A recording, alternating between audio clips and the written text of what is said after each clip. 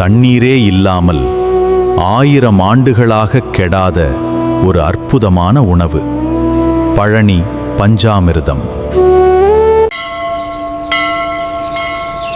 பழனிமலை அடிவாரத்தில் எங்கும் வீசும் ஒரு தெய்வீக மணம். இது வெறும் இனிப்பு அல்ல. வணக்கம், நான் உங்கள் அன்னபூரணி பாட்டி.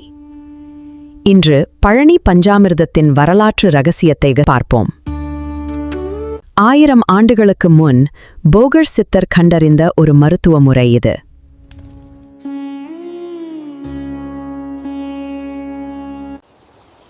பஞ்சாமிர்தம் என்றால் 5 அமிர்தங்கள்.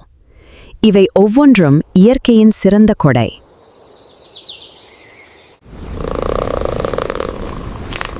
இதில் சேர்க்கப்படுவது சாதாரண வாழைப்பழம் அல்ல, பழனியில் விளையும் தனித்துவமான விருப்பாட்சி வாழை. பழங்களையும் வெல்லத்தையும் சேர்த்து மரத்தாலியான மத்து கொண்டு மெதுவாக இடிப்பார்கள். சுவைக்காக பேரீச்சம்பழமும் கற்கண்டும் இதோடு சேர்க்கப்படுகிறது. இது சுவையை உயர்த்தும். கடைசியாக சுத்தமான பசு நெய் சேர்க்கப்படுகிறது. இதுதான் இந்த பிரசாதத்தின் உயிர்.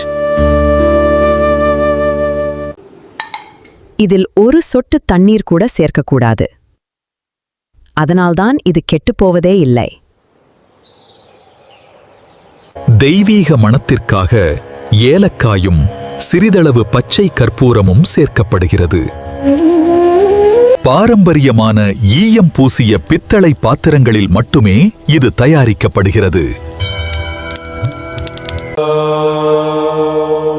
இதன் பழமையான பெருமைக்காகவே இதற்கு புவிசார் குறியீடு வழங்கப்பட்டுள்ளது.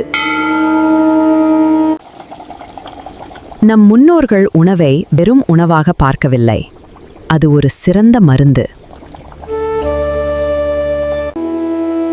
வாழை இலையில் வைத்து சுவைக்கும்போது இதன் சுவை பல மடங்கு உயர்கிறது. நீங்கள் பழனி சென்றபோது இந்த பிரசாதத்தை சுவைத்த அனுபவம் எப்படி இருந்தது?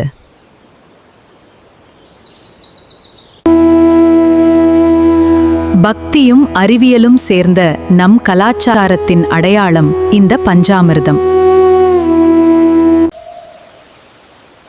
மீண்டும் ஒரு நல்ல கதையோடு வருகிறேன். ஸ்பைஸ் ரூட் கேன்வாஸுடன் இணைந்திருங்கள்.